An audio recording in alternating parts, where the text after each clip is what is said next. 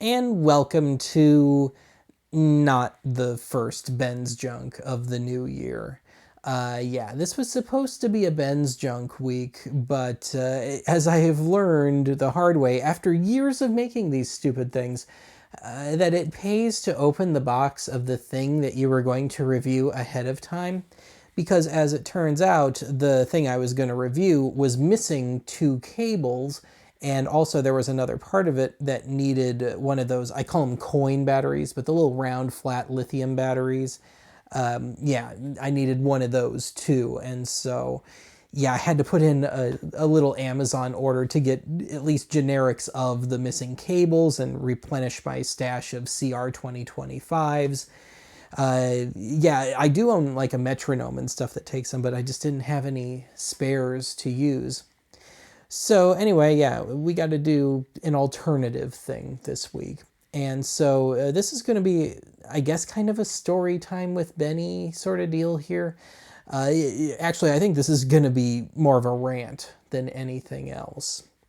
So, not too long ago, I was rewatching some old V Westlife videos, and I rewatched his one on Pregap on audio CDs, particularly hiding little Easter eggs in the Pregap on an audio CD, and I'll discuss that more in a bit. But that got my blood boiling because it got me thinking about my own little problem with that sort of thing. And really the great failure of the Oddity Archive soundtrack album here.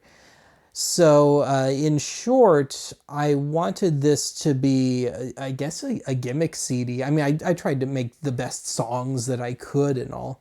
But I wanted this to have every CD gimmick in the book on it, and I just failed spectacularly. So yeah, today's video is going to be mostly a technical rant on what went wrong with getting this thing manufactured and just trying to get this thing out the door. So anyway, before anyone asks, yes, I do think I will do a Ben's music career on the archive soundtrack here at some point, but it's not going to be anytime soon. I'm just not in a position to do it right now, and I just don't think the dust is entirely settled from this thing. So this came out in the fall of 2023. I'm shooting this in January of 2025, and yeah, it just feels too soon to me. But anyway, yeah, archive soundtrack. As am I making this, there are still CDs and cassettes of this available. I also did a run of cassettes of this thing, and of course you can download it too. But yeah, this is going to be a big time rant on the technical end of things, specifically regarding the CD issue. So I mentioned the video that V Westlife did on hidden pre-gap tracks. So that was one thing I wanted on here. I wanted an Easter egg hidden before the beginning of the album, so to speak. So if you're not familiar, a pre-gap, it exists on just about every CD in existence, I think. It's usually 2 seconds long. So yeah, when you think of putting in a CD and starting it, it starts with track number 1, 0 minutes and 0 seconds, and it just goes forward. Well, you, on most CD players, should be able to rewind just a bit back to -2 seconds. And sometimes this is referred to as track 0. Now, there are times where there is more than that, and some artists have really gone to town on it. And not only that, but have snuck in some audio in there and were able to get a proper Easter egg on the CD. So yeah, I was going to try and do that. Now, as for CDs that actually do have a pre-gap Easter egg, out of the stupid amounts of CDs I own, I only own one that I am aware of at least that has a hidden pre-gap goodie. And it's the 1997 Cheap Trick self-titled album. So yeah, not the 77 one, not the better one. But yeah, there's like 2.5 minutes before the beginning of the album where it's this weird collage montage sort of thing of bits of demos and seemingly bits of the songs that are on the album anyway that you're going to hear in their entirety anyway. And it's not that great an album. It's got its moments, but yeah. It's not an interesting Pregap Easter egg at all. I'm not entirely sure why they bothered with it, but hey, I have one CD with an Easter egg on it. So anyway, the thing that I was going to hide in the Pregap, I was going to expand it out to 2 minutes, and I have a little Moog synthesizer instrumental thingy that I did for an episode a few years ago called Carlos Exploitation. And that was about all the Moog synthesizer albums that came out in the wake of Switched on Bach, which came out in 1968. And a lot of those albums are just super cheesy, and some of them are just outright kids' albums. So when I made that episode, I very, very quickly put together, really just improvised this deliberately stupid, cheesy little thing, and it's under 2 minutes, and it's called The Happy Moog Gets Stuck in Rush Hour. And if you want to hear it, it is on this channel. It should be pretty easy to find. If I'm thinking about it, maybe I'll put a pinned comment so you can just click right to it. But it seemed just goofy enough that it seemed like a good contrast to the rest of this album to have that in the Pregap, because a lot of this is on the slower side and just a generally more methodical sort of deal.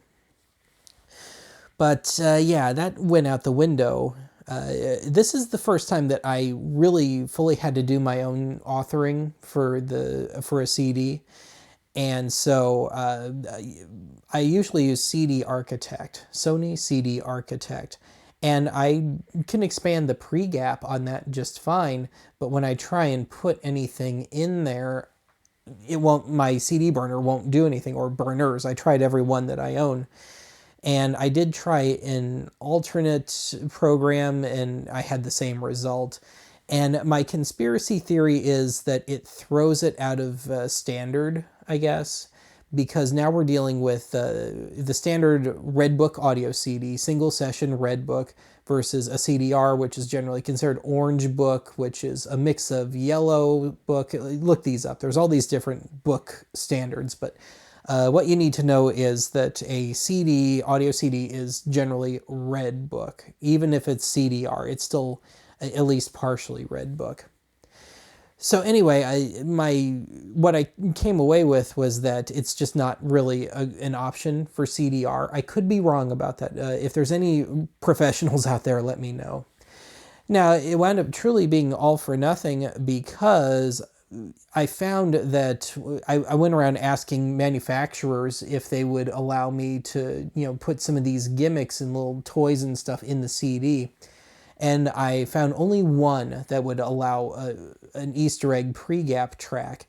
And they were going to have me sign all these waivers and all these legal forms, and basically saying if even the slightest thing went wrong with their gear, I was now fully liable for it. And that just seemed a bit open to abuse. So yeah, I just dropped the idea there.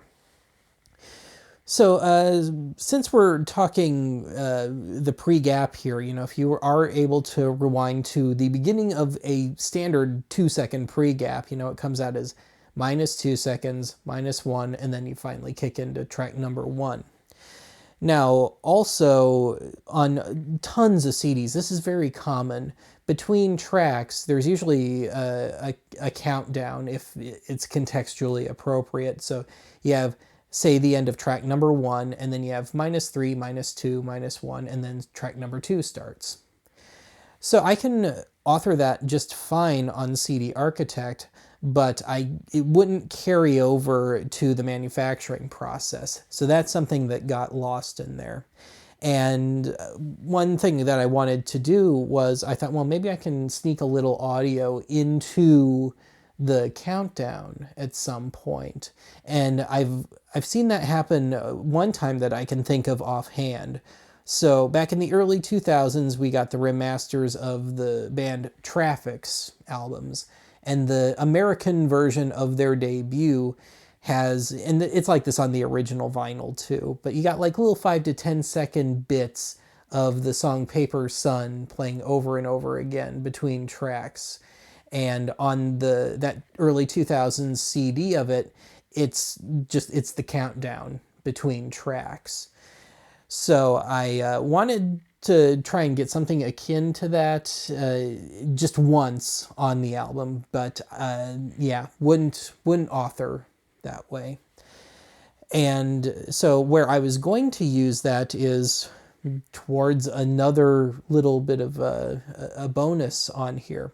So there is a hidden track, so to speak, but it's the lame kind. It's the just not listed on the track list sort of hidden track. So yeah, officially there are 16 cuts on here, but there's actually 17 tracks on the album. And so I settled for the much more common, end of album hidden thing. And so what it was going to be was this ends with the version of Pavand that you always hear at the beginning of most regular archive episodes, at least. And it was going to be a 1.5-minute gap and then a little bonus. But I did want some kind of unsettling audio way down in there, but I just couldn't make that work, as I mentioned. Now, as for the hidden track on here, it's not a song, but it's one of my little kind of mock emergency alert system tests. And that wound up being a bit of a bonus in and of itself, in that it's a good technical test for your CD player. So, as I mentioned, a little kind of EAS alert. And I threw in basically every potentially error-inducing thing that I could in there. So it's white noise, brown noise, pink noise, and yes, all those exist, and kind of little things that might cause jitter on a CD player, anything that might throw it off. Now, it's perfectly safe to play on any CD player, I'll say that right now. But basically, if you're playing on, just for an easy example, a Discman, a portable CD player, it might sound distorted, as in the CD player is adding distortion to it. That's because of all the stuff that I threw in there. Dang, I missed it.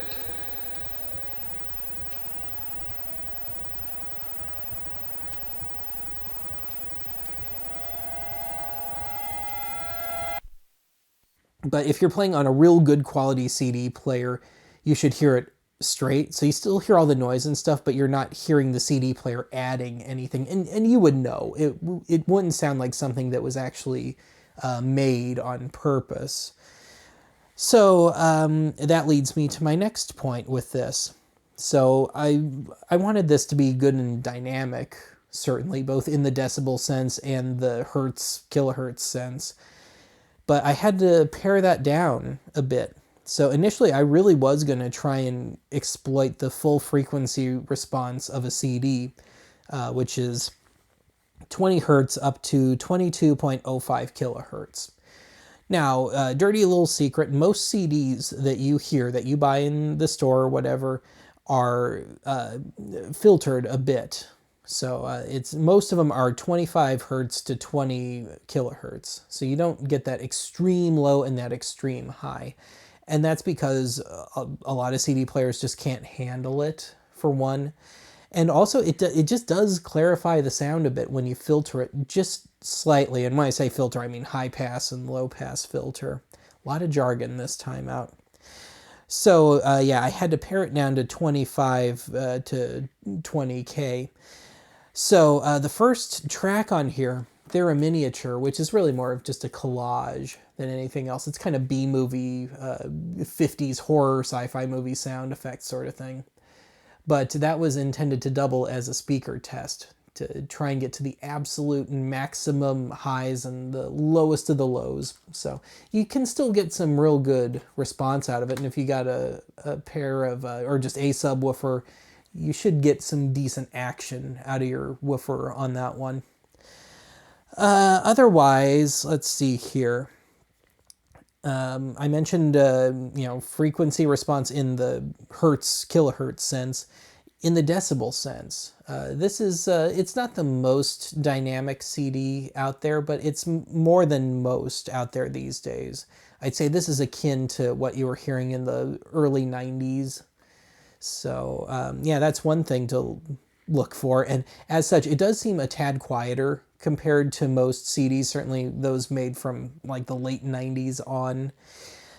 But again, for all the audiophile stuff that I am known to discuss on an archive at times, yeah, it helps to have something good and dynamic so I can test things with or in tandem with a piece of equipment. So again, this was just as much self-serving, so I'd have something to use and be actually able to play decent amounts of songs and stuff and not have any YouTube trouble.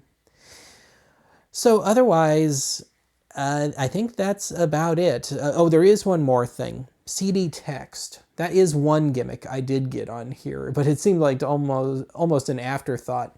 So CD Architect does allow me to do CD text.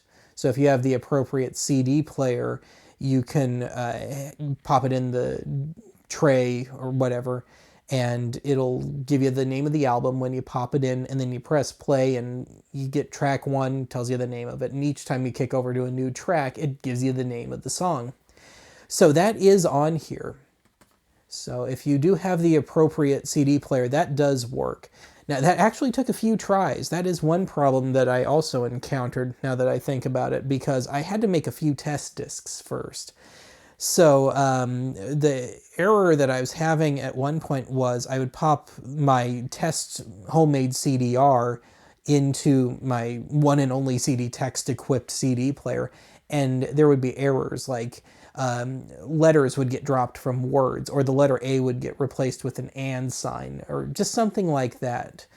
So I think I was on my third try before I got that right. And thankfully that did carry over to the manufacturing process, and total success on that front.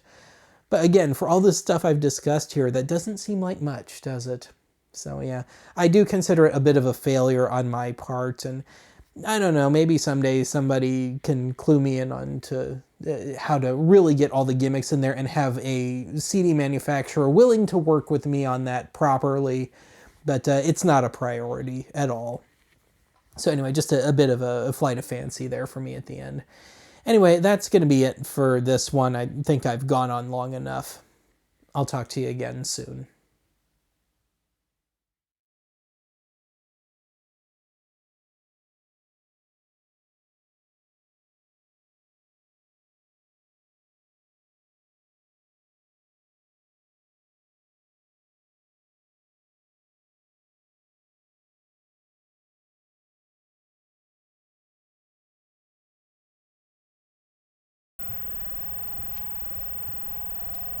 Dang, I missed it.